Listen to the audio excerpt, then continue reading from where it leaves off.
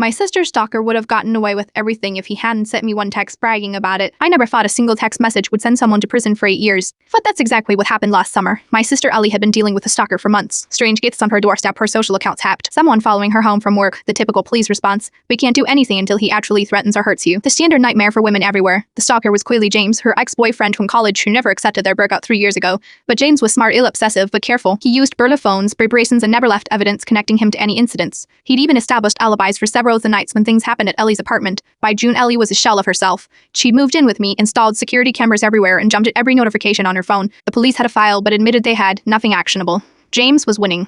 Then came the 7th of July. Ellie and I were having dinner when my phone buzzed with a text from an unknown number. Your sister thinks she's so clever hiding at your place. The cameras won't help. I can get to her any time.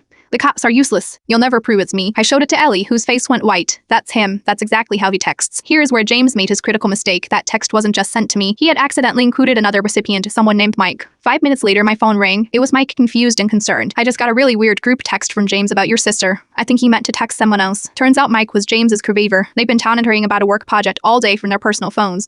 James had meant to send his threatening message only to me, but in his obsessive state, he failed to start any conversation. I asked Mike to ground the message showing all recipients, then called the detective handling Ellie's case. Then an hour police were at James's apartment with a search warrant. They found a journal detailing every visit to Ellie's home, stolen mail, copies of her keys, and top credentials for her accounts. A smoking gun, a blueprint of my apartment with notes about camera blind spots and my work schedule. At his arraignment, James stared at me with such hatred I felt physically ill. His lawyer tried arguing. The text was just venting, and the journal was creative writing. The judge wasn't impressed. What haunts me isn't just how close James came to hurting my sister, it's how easily he would have gotten away with everything if he'd simply double-checked his text recipients before hitting send. The detective later told me they'd interviewed James 3 times previously but had nothing solid. If he just kept his mouth shut and not sent that text, we might never have found enough for a warrant, she admitted. These cases often go unsolved until the stalker escalates to violence. 8 years wasn't enough for what he put Ellie through, but it was 8 years more than he would have served if he'd managed to control his impulse to taunt us. And I was slowly rebuilding her life now. She still checks her walks twice, that she's moved back to her own place, and is dating again.